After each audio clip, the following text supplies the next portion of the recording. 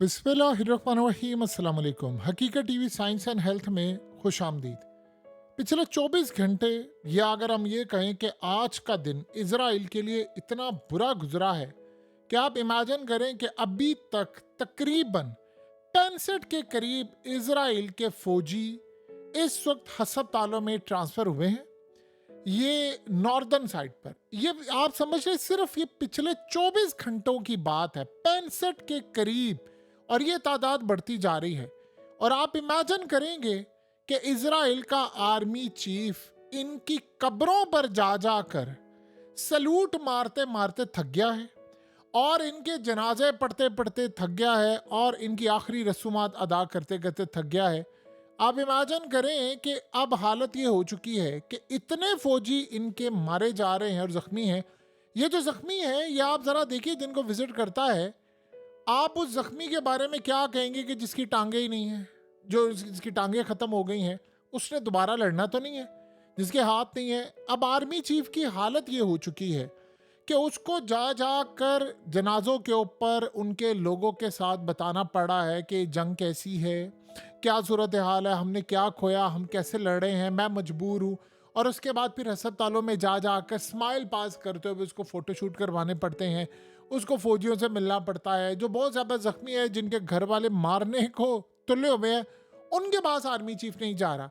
अब क्या हालत हो गई है, ये वो लोग हैं जिन्होंने जंग जीतनी थी, जिन्होंने इतने मासूमों को मारा है, इतने मासूमों को मारा है कि शायद गिनती कम पड़ जाए इंसान की, गिनते गिनते इतने लोगों को इन लोगों ने मारा है।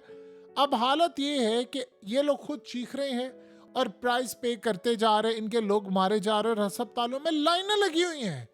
यानी आप सोचें कि वहां मोराल इतना गिरा हुआ है कि आर्मी चीफ को खुद जाना पड़ा है, जा जाकर लोगों से बात करनी पड़ी है और फौजियों को बताना पड़ा है कि जी हम ये जंग जीतेंगे, क्योंकि उनको जो इन्फॉर्मेशन मिल रही है कि लोगों के सब्र का पैमाना हो गया है लबरेज। ना तो लोग अब लड़ने को तैयार हैं, ना हमें कोई रिजल्ट्स मिल रहे हैं, ना हमारी कोई सूरत हाल बेहतर हो रही है। तो लिहाजा अब आप आए। अब आप इमेजिन करें कि जो पिछले 24 घंटे में 65 के करीब फौजी अस्पतालों में इनके लाए गए हैं। अब ये जो अस्पतालों में आए हैं, उनमें से एक भी इस काबिल नहीं होगा कि दोबारा वो जंग में जा सके। अब मिसाल के तौर पर आर्मी चीफ अगर किसी को मिलने जाता है, उसकी टांगे नहीं है, तो आप बताएं आर्मी चीफ उसको क्या कह देगा? तुमने बड़ी बहादुरी से जंग लड़ी। वो कहेगा भाड़ में गई तुम्हारी जंग, एमलेस वॉर, एंडलेस वॉर, और मेरी टांगे नहीं है, मैं सारी जिंदगी अपाहिज रहूंगा, मैंने इस जंग का क्या करना है? जो मर गए हैं वो याद रहे, वो ज्यादा फौज को काबिल कबूल होते हैं। जो जख्मी है वो कहानियां बताएंगे आकर, वो खौफनाक दास्तानें बताएंगे, उनकी फैमिली वाले कोसेंगे क्योंकि वो बताएंगे हमारे साथ हुआ क्या है।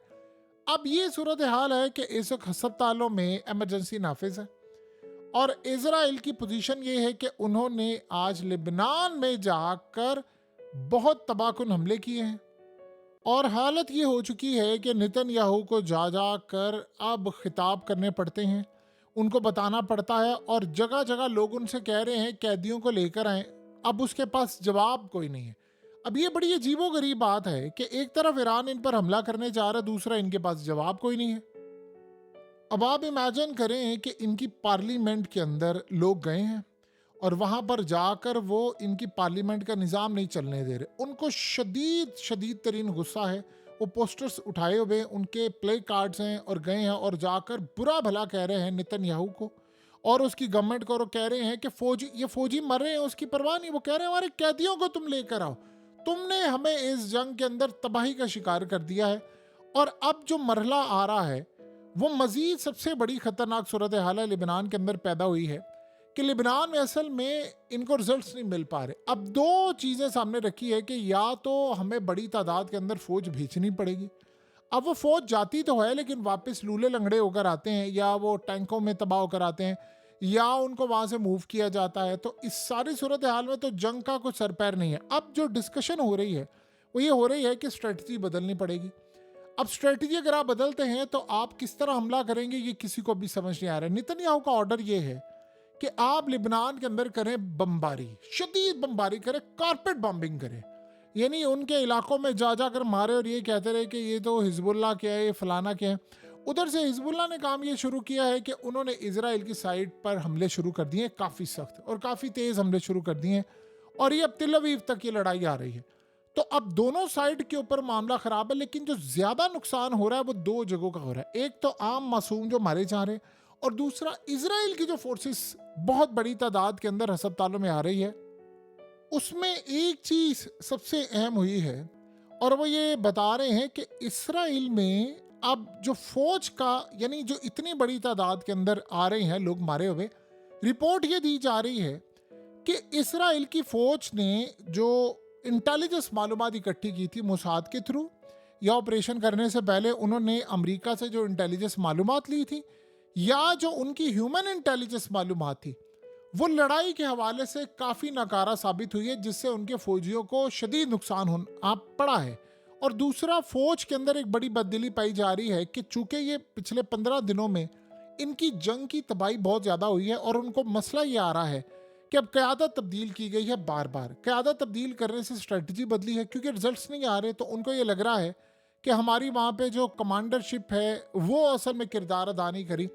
अब सारी सूरत हाल पड़ गई है आर्मी चीफ के ऊपर, क्योंकि सारे का सारा सिनेरियो उसको मिल रहा है। आपको पता है कि वजीर दिफा ने भी जो लेटर लिखा है नेतन्याहू को, उसमें उसने बड़ी क्लियर बात कही है कि ये एमलेस वॉर है, ये एंडलेस वॉर है, और ये जंग अब हमारे हाथ से निकलती जा रही है, क्योंकि हम इतनी लंबी जंग के लिए तो तैयार ना थे, और अब फौज का मोराल भी बहुत ज़्यादा गिर चुका है।